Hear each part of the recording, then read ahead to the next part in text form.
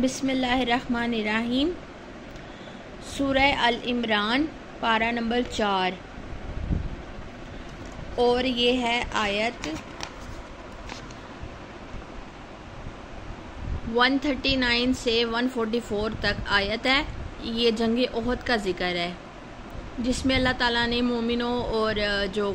کافر یا منافق تھے ان کو الگ کیا تھا، ان کی پہچان کروائی تھی۔ جنگ احد کا ذکر ہے۔ اور مسلمانوں کاہلی نہ کرو اور اس اتفاقی شکست احد سے کڑو نہیں، کیونکہ اگر تم سچے مومن ہو تو تم ہی غالب رہو گے۔ اگر جنگ احد میں تم کو زخم لگا ہے تو اسی طرح بدر میں تمہارے فریق کفار کو زخم لگ چکا ہے۔ اس پر ان کی ہمت تو نہ ٹوٹی، یعنی کہ کافروں کی ہمت تو نہیں ٹوٹی۔ یہ اتفاقات زمانہ ہے اور ہم لوگوں کے درمیان باری باری الٹ پھیر کیا کرتے ہیں، یعنی کہ کبھی ہم اللہ کہہ رہا ہے کہ ان کو شکست دیتے ہیں، کبھی مسلمانوں کو الٹ پھیر کرتے ہیں۔ اور یہ اتفاقی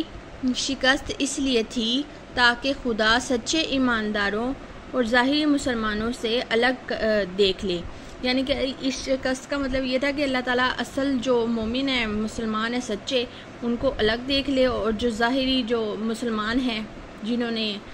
مسلمانوں کا لباس پہنا ہوا ہے لیکن مسلمان نہیں ہیں، ان کو الگ دیکھ لے کہ وہ کون ہیں۔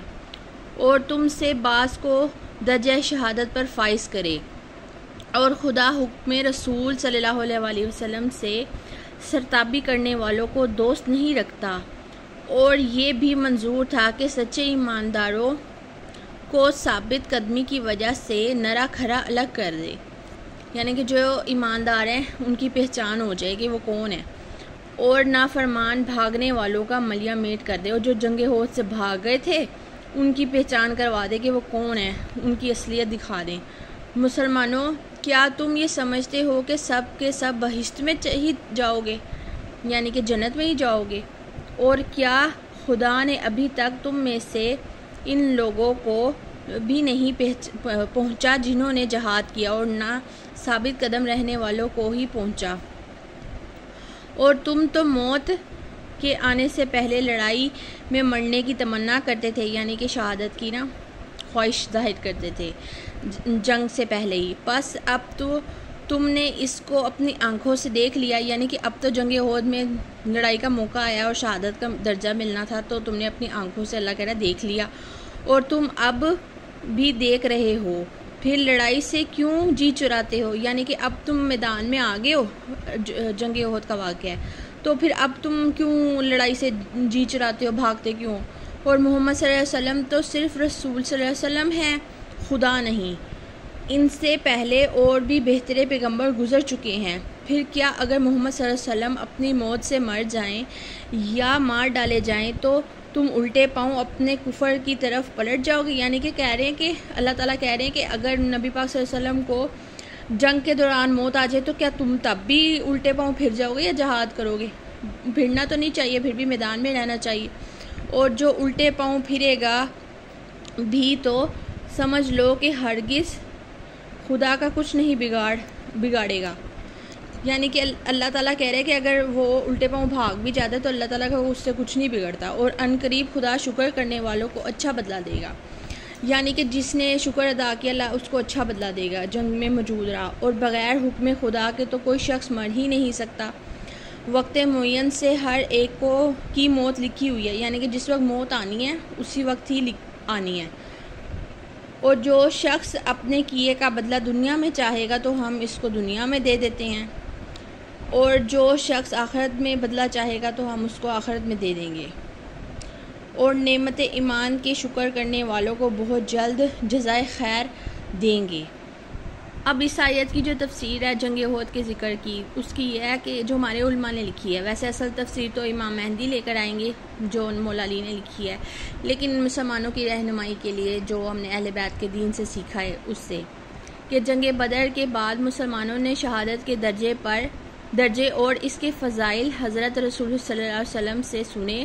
تو تمنا بھرے لہجے میں باہم کہتے کہ کاش ہم بھی کسی جنگ میں خدا کی راہ میں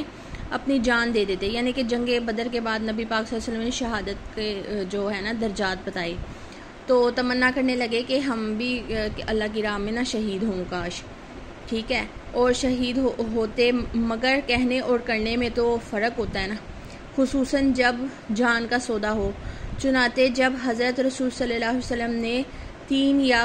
5 ہزار کفار کے مقابلے میں اپنے 700 آدمی کی صف آراستہ کی، تو مسلمانوں نے آخر میں وہ حرکت کی کہ آخر شیطان نے پکار دیا کہ محمد صلی اللہ علیہ وسلم نعوذ باللہ قتل ہو گئے ہیں، اور یہ خبر شدہ مدینہ تک پہنچی اور جناب سیدہ روتی ہوئی جنگ احد تک پہنچی وہاں میدان میں. اور آخری وقت میں تو حضرت علی علیہ السلام کے سوا ایک آدمی بھی آپ کی مدد کو دیکھنے میں نہ آتا تھا. یعنی کہ سب جو تھے، شیطان نے، آپ جانتے شیطان کون ہے، شیطان نے کہا کہ نعوذ باللہ نبی پاک صلی اللہ علیہ وسلم قتل ہو گئے ہیں، اور نبی پاک صلی اللہ علیہ وسلم کو سب چھوڑ کر بھاگ گئے تھے. اور بی بی فاطمہ کو یہ بات پتہ چلی تو وہ وہاں مدینہ سے روانہ ہو کے وہاں پہنچی، اور نبی کی مدد کے لیے صرف مولا علی ہی تھے جنہوں نے نبی کی مدد کی.